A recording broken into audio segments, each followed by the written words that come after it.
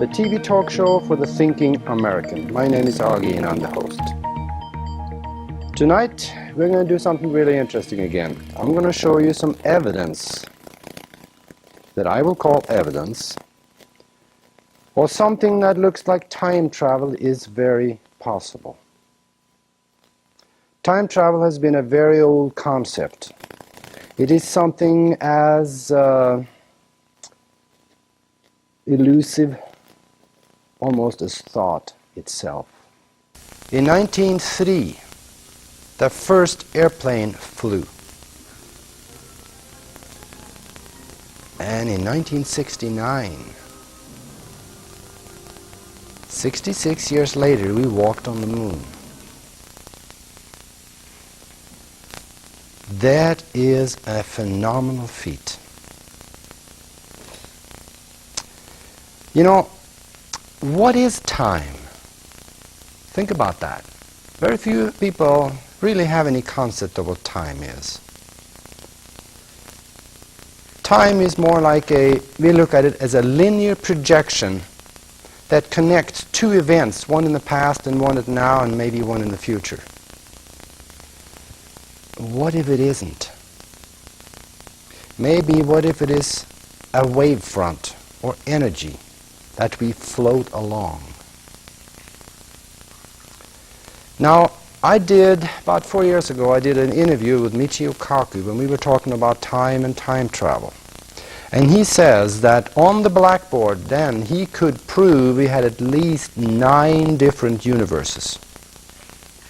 He has upped that number now to quite a bit more. He talks about the fact that time may not be totally linear, but it acts as an upside down river. Like you're going up a river. You can go into smaller rivers off to the side and you lose sight of the big one or other small rivers. Compare those rivers to timelines, then we might be closer to the truth. In fact, let's look at it this way. Let's say that you went back into time and you killed your grandfather. Would you then disappear right now, here? Or would you, if you were back in time there, disappear back in the past before you came back? It's a good question. And if you came back, would you then find that there were no record of you anywhere? That is a very good question. Because if we go back and alter the past, something has been altered. That is, you did a cause back there that will have an effect. We are still in a cause and effect universe. But the question is, are we in the same timeline? Let's say you go back in time, kill your grandfather, and you come back here. Maybe nothing has changed. Because you killed your grandfather, that ended up in a different timeline. There are so many possibilities because, like Michio Kaku says, it's very likely, if he's able to prove 2 universes, it is likely that there would be millions. Now that gets you something to think about. I'm going to show you a videotape very shortly here where I will talk about this with the guy that invented the time travel equipment. And this gentleman's name is Stephen Gibbs. He is from Nebraska.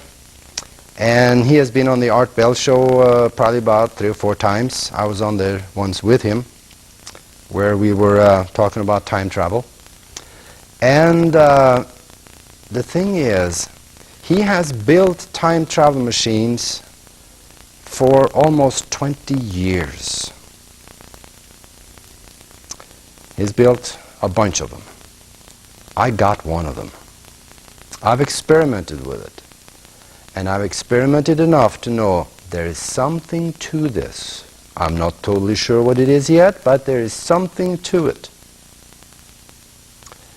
And after the videotape, I might talk a little more about that.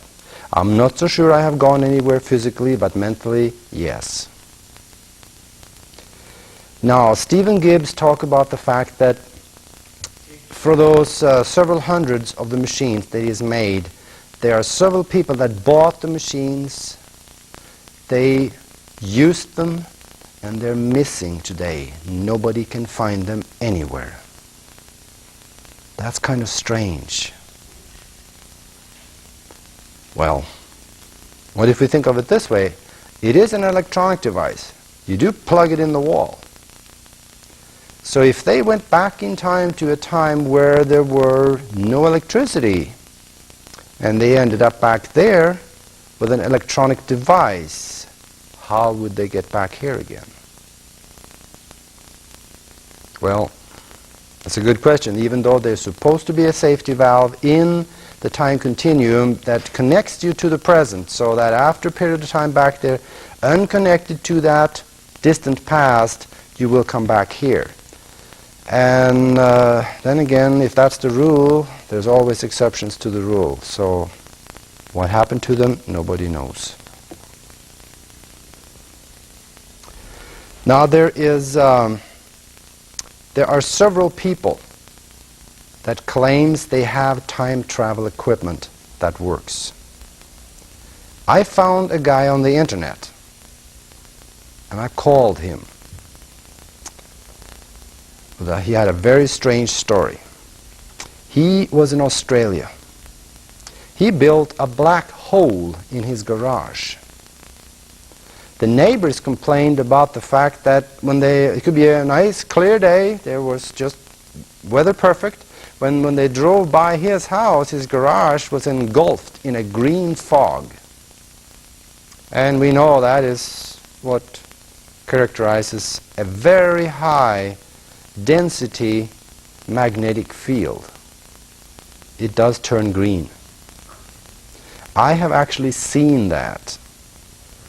I flew for a living for 23 years, and there were times, several times, 3 or 4 times, I remember seeing a green area underneath at the base of a thunderstorm. And kind of stayed away from that one. I don't know necessarily if that was necessary, but I believe it was. Because if that is also what they said happened to the Eldridge in the Philadelphia experiment. The ship was engulfed in a green, light green fog, and it disappeared. So it gets really interesting very soon. This tape I'm going to show you, that was done about 4 years ago. It was myself and the inventor of the machine, Stephen Gibbs, and I also have a young gentleman on there that is kind of the guinea pig. We're putting the equipment on him and we're turning it on, and you're going to see the effect. It gets very interesting. I think we can go to the tape. Let's do that now. It is a 30-minute long tape, and watch the whole thing, because afterwards I'm going to show you some of the documentation that yes, there is something to this. I'm going to also show you the documentation that 5,000 to 10,000 years ago we had helicopters in Egypt. Helicopters in Egypt 5,000 to 10,000 years ago? Yes. There is paintings of helicopters inside one of the pyramids. And we're going to show you. How did they get back there? Maybe by time travel. Anyway, if we're ready with the tape, let's do that, and I will see you again in 30 minutes. You couldn't do that, but in an alternate past universe, you might be able to change something because that was the way it was meant to be. Mm-hmm. But that gets into some really technical stuff, and And it would be like trying to find, like, say, for example, you wanted to go back and alter the rise of Hitler. Okay, you would have to find a universe where that would that would give you permission to do so. Now, you couldn't do it in a direct past parallel universe because that was already predestined to happen. But in an alternate past, you could go back and probably, you know, assassinate the guy. You know, at least some interesting possibilities here. Yeah, it sure is. The thing about it is that when we know this is possible, and I know it is possible, if you look into the future, there will probably be more and more of it. Yeah. And if you think of it that way, the people in the future that is doing this, they are coming back to this time. Where are they, all of them? I don't think there's that many that is actually doing it, even in the future. But they should be here now, and we should be seeing some of the results, or should we really be seeing some of the results of their work? Well, there has been some people from the future that have contacted some of my friends, and they come in from something like around the year 2024 clear on up to the year 2050. Now, why that particular time period, I don't know, but it seems like time travel is used quite frequently during that time. And they usually come back to inform me of what things are going to happen to me in the future, so that I can kind of like safeguard against it. And that way I know ahead of time, you know, whether or not to go a certain place, you know, because I know what's going to happen. Right.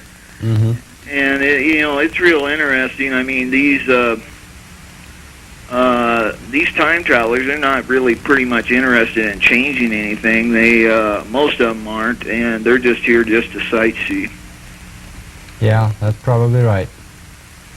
But now the difference between physical time travel and mental time travel, I think mental time travel is a lot easier to do. When I got your unit and I started messing around with it, I probably tried it about 12, 15, maybe more times, and I had no results whatsoever. And I started to think like, you know, nah, this probably don't work. Yeah. But then I started to manipulate my brainwave pattern. I brought the brainwave pattern down to somewhere around 6 to 7. And that's when it opened up for me. And I think there's a key there somewhere. When you get down to the bottom of the alpha range or into the theta range of brainwave pattern, that's where you open up the door out of the mind to go somewhere. Well, actually, the time travel frequency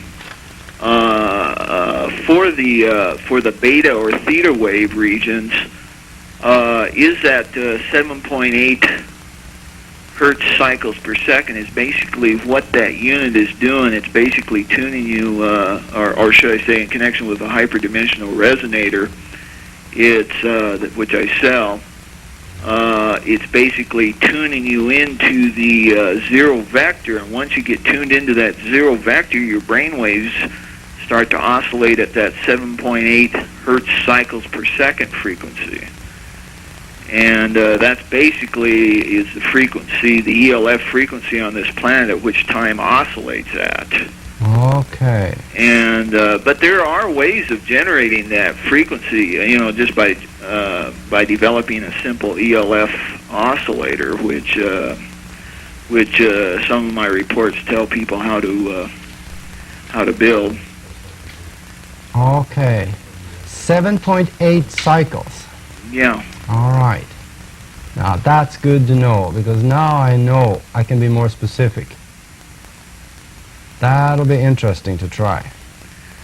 You know, it's now there's other frequencies that can also be used for physical time travel, but that gets almost into the well, I guess it's the kind of like the danger region of time travel research, because it gets into radar frequencies, and those are particularly dangerous since if you have a long exposure to them type of frequencies, it can lead to some serious brain damage. Okay, yeah. But the 7.8 hertz frequency does not, lead to any damage on any major scale, because basically you end up generating that frequency whenever a person prays. You get it whenever you're in a state of meditation. There's a whole bunch of things, that time travel frequency is connected with. And not only that, but the vortexes on this planet oscillate at that frequency. Mm-hmm. Now the unit that I have here, in fact it's on the table here, we'll show it in a little bit.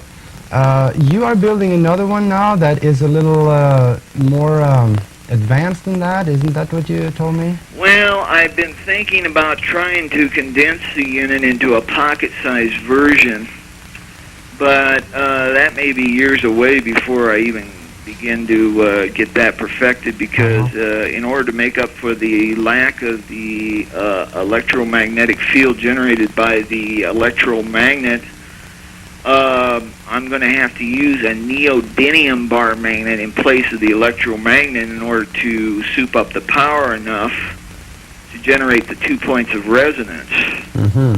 And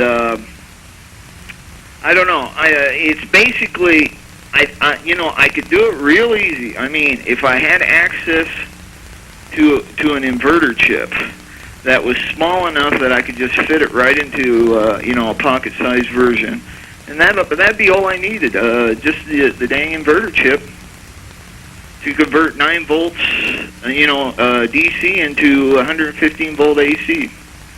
That'd be all I needed. Mm-hmm. And then the rest would be pretty much simple to build the rest of that. And but yeah, like I was saying, it's it may be years before I even get up to that stage. Okay, well, if you can find that chip, one that works, then that is very possible then, huh? Oh yeah, definitely. It's see, right now the units that I build and sell, they sell for $360, and they're the case dimensions of the unit itself are, on the average of anywhere from 6 to 5 inches in length, and then it's something like 2.5 inches in width, and they're big enough so that it sits right on your right on the table, and then your electromagnet hooks up to the unit along with a set of head coils or time coils, which is basically some microphone cords made in the form of a sweatband, and these so-called time coils are then positioned around your head so as to feed in the soul energies into the unit, where it's then stepped up through the zero vector for whatever you want it to do. Mm-hmm. And but for some people, handling that plug, is a little bit difficult, and that's the reason why I suggest to some people that if they want to experiment with this, it might be wise to get a hold of a DC to AC inverter that steps up, that plugs right into your cigarette lighter on your vehicle, so that, if you have located a vortex and it's far away from a power source, you can just plug the inverter into the cigarette lighter, and then the unit right into the inverter, and there you have it. And what's really interesting about it, you can easily teleport your vehicle with this machine through time, provided that the doorway is open on the vortex. Uh-huh. And it seems like there's no problem in doing it, because I've done it several times with my vehicle. Of course, one time when I transferred my vehicle through time, it literally cracked the windshield on it. It's something I never told you about, but one time I went back a day into the past, and I think I went physically, and anyhow, the glass, there's something about glass, the silicon makeup of glass, that cannot be transported physically through time very effectively. Now, why that is, I don't know, but now metal can go right. and human beings, and clothes, all that can go right. But when you start transferring glass through time, it's more likely to bust Really? before you reach the designated time coordinates. Hmm. So so if you're wearing glasses, you've had it. Okay. I tell you what, why don't we, I'm going to leave the desk here and I'm going to walk back to the table where we have the equipment. In the meantime, see if we can zoom in on the electronic box on the table. And then I'll get myself back there, and I have a handheld microphone here, so that should be okay. And you stay right there, Steve, and then we will, you can't see this, but I will talk about what we have there, and you can comment as we go along. Okay. So just stay there, Steve, and we will be right back with you. Okay.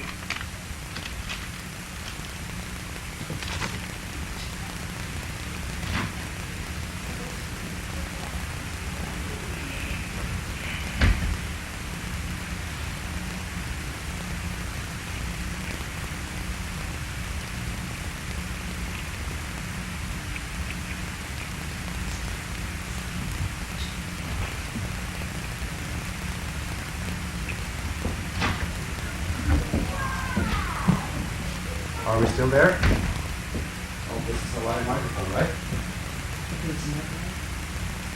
I think it is live. Hello, hello. Is the microphone live? I'm still on. Are we live on this microphone? Are we live? Okay. In that case, I'm going to walk back here and I'm going to sit down here with our guest here. Hey, why don't you introduce yourself? Hi, I'm John Stevens. I'm a friend of Auge's. There you go. Good place to start. And here, if we have the equipment here, you can see the box. I can turn that a little bit. Why don't you put the time coil on your head as I showed you earlier. This equipment looks fairly simple, and you have the electronics box here, and we also have a big electromagnet, as you can see that here. And Steve, this magnet, is that how is that magnet wound? Is that caduceus wound, or is it just straight one way? It's just straight one way. Straight one way. Go ahead and put that against your solar plexus. That is one way of doing it. Yeah, be careful about putting that around microphones. That'll short out your telephone. Oh, well, we don't want to do that. Yeah, just be a little bit careful. I tried it on my telephone once, Okay. and it shorted out. I'm going to move away a little bit then. And, Okay, that is held against the solar plexus. I guess you can also hold it above your head at the crown chakra. yes, you can do that. You want to make certain that the open end of that electromagnet is putting out a north polarized field. Now, when you're doing that, you want to hold that north pole end of the bar magnet, or north pole side of the bar magnet, to the open end, and if it repels the north pole side of that, that means it's putting out a north pole field. And but if it's drawing the north pole side of the bar magnet to the open end of the electromagnet, that means you got to reverse the connections where the electromagnet connects to the unit. Okay, yeah, I think that's... But you make them so they have the north pole at the end of it, right? Well, if it don't, you got to reverse the connections. I Okay. mean, that's why I ship bar magnets with those, so that people can determine the polarities. You Right. don't want to project a south pole field into you, unless you only want to live for a few Okay. months. Okay, well, And and the way I did this... yeah. it does have some pretty damn detrimental effects. You'd find out if you started using it with the south pole. You'd understand what I'm trying to say, but Okay, well, we want to make sure of that, though. But Yeah. this one has the North Pole on it anyway, so. okay. But The way I did, I set this up so, as he's sitting in the chair now, that's how I did it. And then of course, I closed my eyes and I lowered my brainwave pattern and I meditated on a location, a time, and an event. I had that clear in my mind and then I let it go. Does that make sense, Steve? Yeah, absolutely. Mm-hmm. Yeah, that's a form of a meditation state, or at least as close as I can tell. And here's the on button here. We can turn that on. Okay, there you see the lights come on. There is also an additional little feature on this one. There is a well in it for a witness. Do you want to comment just a little bit on that? Well, the witness well is used in regards to for healing, and in case you want to broadcast a treatment to somebody, you can put their photograph in the witness well and then activate the unit after you've programmed the unit to heal that particular system. And now there is another purpose for the witness well too, and that is in case you want to step up the output of the electromagnet, you just simply insert a double terminated quartz crystal into the witness well. Sort of kind of like on that Superman series where they stuck crystals into those wells. Okay. And it's the same principle. And what it does, well, basically the reason why I send crystals with these machines to my customers is because some people don't quite get enough of a whammy effect off of it, and they need a little bit of a boost, and that's where the crystal comes in. Okay. All right, yeah. So then, any other hints for someone that is starting out experimenting with this? Well, probably like in most cases, you probably should have the multi-dimensional stabilizer switched on. That's the center yellow switch. Mm-hmm. And that's referring to most cases. Now there are going to be a few out there that might get better results if it's switched off. But the only problem of it is, when it's switched off, you don't get all the harmonics that you're supposed to get off of it. Because, as you know, I have this thing hooked up to an oscilloscope. Mm-hmm. And the harmonic sine wave really breaks up erratically when the dimensional stabilizer is left off. In other words, it's sort of similar. I suppose the way to describe how the energy flows out of there could be similar to a water nozzle that fits on the end of a hose. Uh-huh. When you have the dimensional stabilizer off, the energy is sprayed out. But when the dimensional stabilizer is switched on, it creates a narrow beam of water, or a narrow beam of energy. And so in reality, you're actually tuning the depth of the white light energy, which is being transmitted out of the unit itself. Okay. So it's kind of important then to get it right on the solar plexus. Yes, yes and no. Of course, you can use other chakra points, for physical time travel. Mm-hmm. The solar plexus isn't the only one that's limited to it, but it seems like it's the one that is, from the knowledge I've received, is the best one suitable for out of the body time travel, or for even physical or quantum time travel. And but you can. I think you can even go physically, even if you just place it over the crown chakra, too, with the open end pointed down, towards your feet. Mm-hmm. Yeah, I remember when we talked before, you mentioned that the solar plexus would be a better place to keep it. Well, yeah, but you see, I've had a lot of criticism from people who stating, that placing it over the stomach chakra is dangerous because it can easily zap you into a hell region. But my knowledge of it is that if there is anything bad in connection with the stomach chakra, the electromagnet will neutralize it. So, it's designed to open up chakra points. And it will definitely open up your stomach chakra.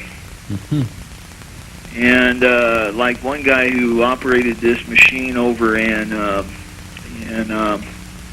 what's the name of that one state? Minnesota.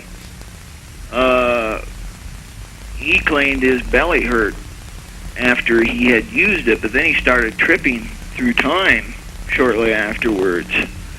And that's usually the first symptoms that, for some people, that usually experience, when they start to work with it, is because they got these blockages in their chakra points, and what the unit is doing, it's unblocking them. Okay. And it could be any number of things that triggers off the blockages. It could be bad eating habits, stuff like that. Yeah, that could be our physiological things. If the solar plexus chakra is shut down, maybe that has something to do with it. Yeah, I think this would be helpful for people who had old-timers, because I've always believed that the crown chakra point, reason why some people's minds just go to pieces on them is because their crown chakra point closes up, or else they got a blockage in it. And if a person was able to catch it in time, you could probably keep a person from getting it. But that's, like I said before, that area's in the experimental stages. So yeah, this is kind of interesting. Can you say how many machines have you built so far? Do you remember? Oh, I would imagine since 1986, I have built well over 288 machines. So there's over 288 time travelers out there. Yeah, that's only a few of them been located by aliens. So, how did you get involved in this in the first place? Well, I was contacted. Well, I suppose it started, I guess, with an article that I had wrote for a health journal in Canada, and some people over in Fitchburg, Massachusetts saw it, and they contacted me by telephone, not realizing at the time when they did contact me that I was actually talking to some time travelers. And they told me, you might find this one circuit real interesting since you already have a knowledge, of time. And I asked him, what can this thing do? And he says, you can actually go physically through time with this circuit, because we've already tested it out. My friend, he claimed that his friend used it and went 2 years ahead. And he says, however, the only catch of it is you got to activate it on a vortex on the day of the full moon, right at sunrise. And he pretty much, I think the vortex he used was over in Flat Rock. But anyhow, I told him, yeah, sure, I could. It might be fun to build it, so if you want, you could send it to me. So he sent it to me, and the first circuit I built lasted for a while, but then the diodes burned out on it, and so I had to make some improvements. And then I thought to myself, wouldn't it be a nifty idea if I could convert this circuit not only into a time travel device, but also into a radionics machine, which could also be used to help heal. And that's basically how it began. And then later, when I contacted this one scientist over in Davenport, Iowa, he later gave me the additional improvements that were needed for the unit, so as to stabilize the harmonics in it, so that it would put out a much more stable wave, and that's where the dimensional stabilizer came in. Okay. So that's been a lengthy procedure. I'm going to walk back to the desk again here. okay. So Is he has he zapped himself with the machine, or? no, he's still sitting here. Hang on a second.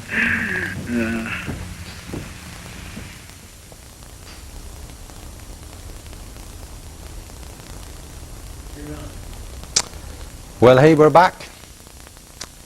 And I imagine that this was pretty far-fetched, wasn't it? Well, the chip that he's got in this, in the box, in the black box, has been researched by several scientists, computer scientists and electronic scientists, and they find that there is something goofy about it. And that is that it puts out an extremely high bioelectromagnetic field once the time coil has been attached to a physical body. It sets up a bubble around the person that stands out. Sometimes it's measured up to 12 feet outside of the person. This bioelectromagnetic field, or the electromagnetic field, I don't know how they distinguish the difference between the two of them there, but that is what creates the bubble. If you travel in time, you will be staying inside of that bubble. And from there on, I guess your guess is as good as mine. What happens when you get to your destination if you go physically?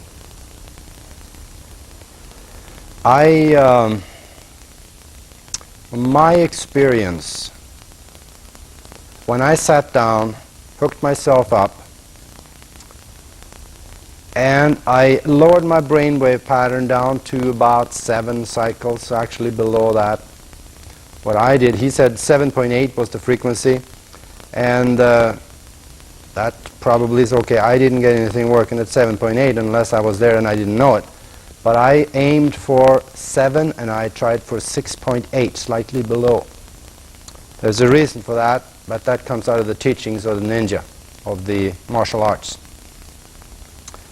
And when I got down there, I don't think I went anywhere physically, but I did go somewhere mentally.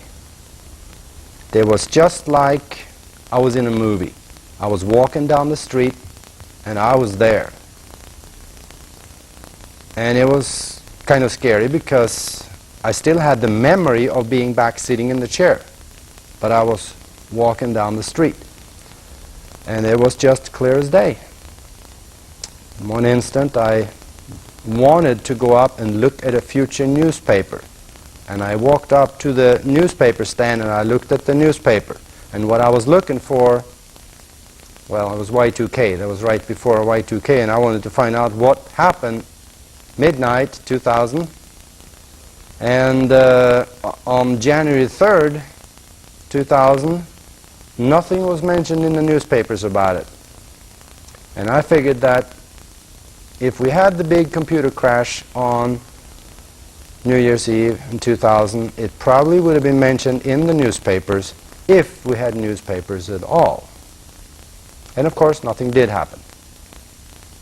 So then again, I had a 50% chance of getting right. But what I did not have a 50% chance on, that was seeing myself walking down the street being able to read that paper. So that's why I'm saying there's something there, and it's worth exploring. And anyway, that is my story.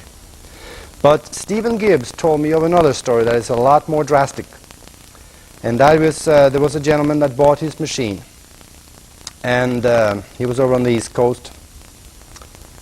And he got the machine in the afternoon.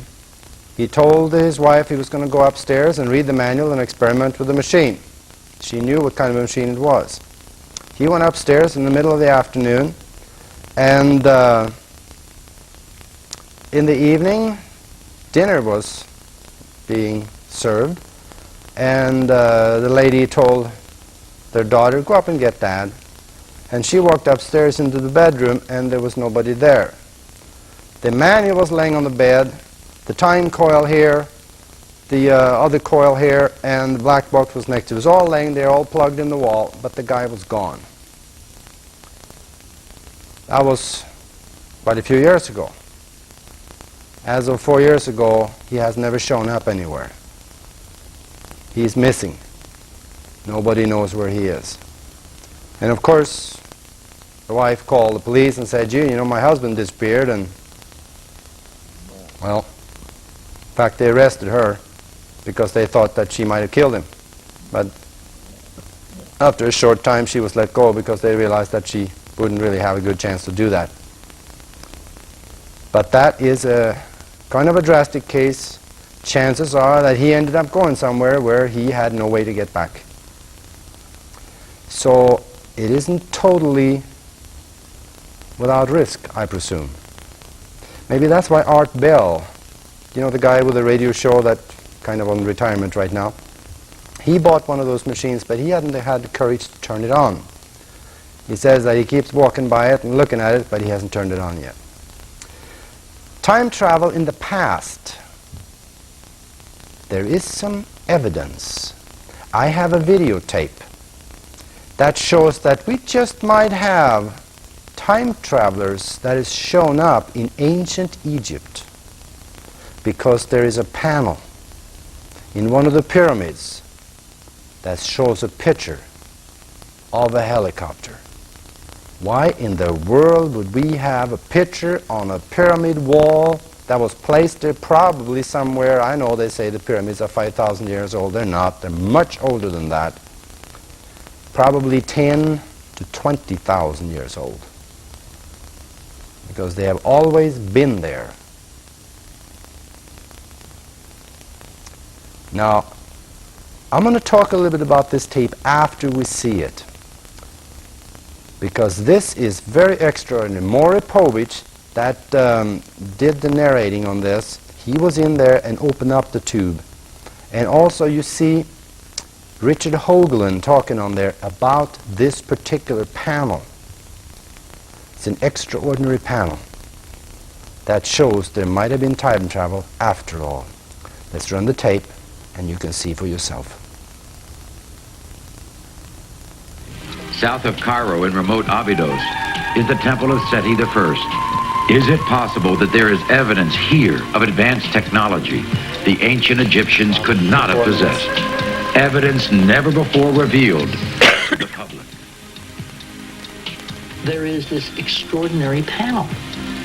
And on this panel, there are odd, weird, bizarre, high-tech things that look like helicopters and land speeders and spaceships and the Millennium Falcon. Nobody has said, what is a helicopter doing in the ancient sands of Egypt? In fact, the curious image looks exactly like the Apache helicopter introduced to the U.S. military only 10 years ago. Why do we have these connections between Earth and Mars? If we don't answer that question, we will have failed completely as a species. Why would the Martians leave home and relocate on Earth? Hoagland suspects Mars had its own Armageddon, a meteorite collision some 12,000 years ago. Something shatteringly horrible happened to Mars and killed it. If that alive Mars contained intelligent life forms, they would have had to leave. We think they came here. That you and me, and everyone watching this tonight, we are the Martians. As the Earth hurtles closer to the new millennium, amidst dire prophecies, perhaps there is an even more pressing reason to find... Well, there you saw it. There were helicopters on the wall in that pyramid. There were other looking like flying objects also. That's more like, yeah, Star Wars, Star Trek vehicles, but it's there. How do you think that happened? Good question, isn't it? Science has not said anything about that yet. But there is many strange mysteries about how the pyramids were built. There is obvious that they were used as science that was not supposed to be available for the people back then, because the kind of science they must have used to build it is not available today. To build that pyramid today would be theoretically impossible. You could not find that much stone in basically all of Egypt to build it. Getting it there, that would be the bigger problem. And then they say that they had 100,000 slaves that pulled these stones. Pulled them on what? We are told that they pulled them on wooden logs. When you put a 30-ton stone on the log, what will happen to the log? Two things. It'll sink down in the dirt. If it doesn't sink down in the dirt, it will crush. So now you're back to square one. How do you move the stones? Nobody's explained that one. Maybe there's a science here that has something to do with either someone from another region of space, another region of the solar system, another region of the universe, came here and built those pyramids, or someone from our future came back and helped them build it when somewhere in the future they would have this kind of technology. Boy, that's interesting. Now, science is getting a little closer to the answers. They're starting to say that, look here, maybe that Einstein wasn't always right. Maybe there's flaws in the present day physics books. There is a proof somewhere in science, and some of it, we know that light is energy. It is vibration. Now, light particles have been duplicated after they have been extinguished. First of all, what is light? It is a photon particle. And scientists, they took particles, the light particles, destroyed them. Then they resurrected them over a mile away at the very exact moment they distinguished it. Theoretically, that should not happen. But it was no time delay in the extinguishing of the light particle here and the resurrection over there. This was done, and it was verified in New York Times, January 30, 2003. There was an article on it. They say if this is possible, Einstein must be wrong. And they also have an article in the New Scientist, September 16, 2002. The speed of light has been broken with a regular, simple laboratory kit. Electric signals can now be transmitted 4 times faster than the speed of light. How can that happen? If the speed of light is the ultimate speed upon which any object reach will turn into pure energy, as Einstein said. He also did say there will be a day when you will outgrow my writings and when you will go beyond. Maybe that's what he meant. There are Australian scientists that has also found that speed of light may not be constant. That is written up by Reuters on August 7, 2002. That's the European News Agency. They found that in different areas of space, light does not travel at the same speed, especially where there is more density compared to where there is less density. More gravitational force towards less gravitational force. Speed of light differs. Einstein didn't say anything about that either, that we know of. And there are now, if you listen to CNN, June 17, 2002, they talked about that the Star Trek teleporter is almost a reality. The an Australian university has done research on it and have proven the teleporter in concept with high-powered computer technology, fiber optics, and a pool of matter in two different places. They were able to transport this pool of matter to the other one and rebuild it out of the other one. Now this gets complicated. Maybe Star Trek isn't all science fiction after all. Maybe for some of you that used to watch Star Trek 22 years ago when they started out, some of the stuff they were talking about back then is now not science fiction but science fact.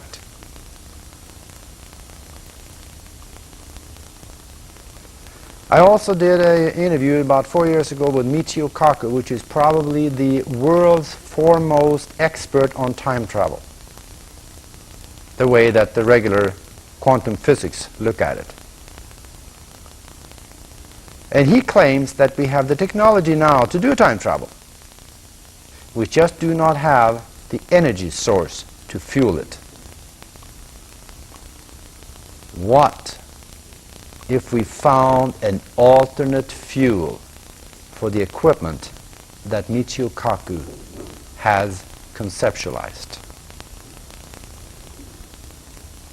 We're hearing science say all the time that, gee, you know, automobiles, yeah, we can probably get 30, 40, 50, maybe 60 miles per gallon out of it.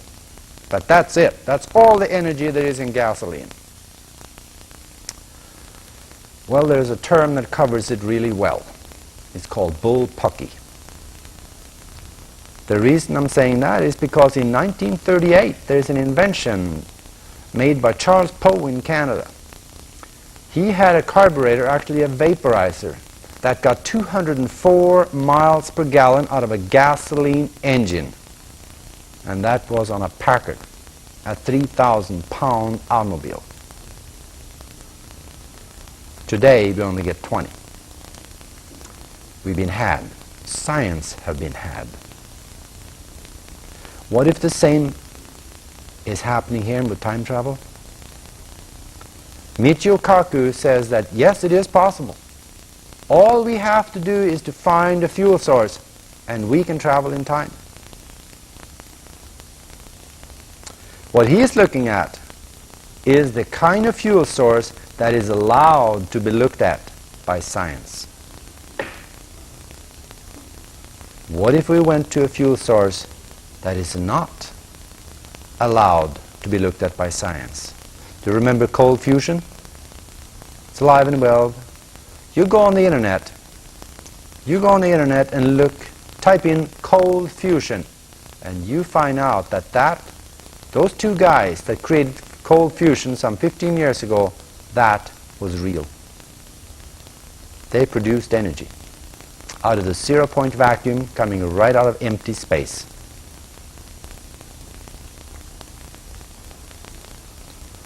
I give you something to think about, doesn't it? What about the fact that in 1903 the first airplane flew? 66 years later, we walked on the moon. Time travel hasn't really, we haven't hardly messed with it. Well, mainstream science really haven't really messed with it. What about 100 or 200 years from now? It will probably be commonplace and a concept that is understood even by the average scientist. Maybe even with people like you and me.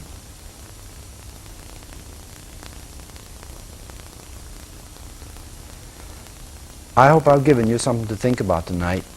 You get on the internet and you punch in time travel and do a search on it and find out what you see. If you see what I see, you're going to find out, I'll be danged, this is possible. There are people out there that will actually show you how to build equipment. Stephen Gibbs up in Nebraska, he makes them. You can buy one from him.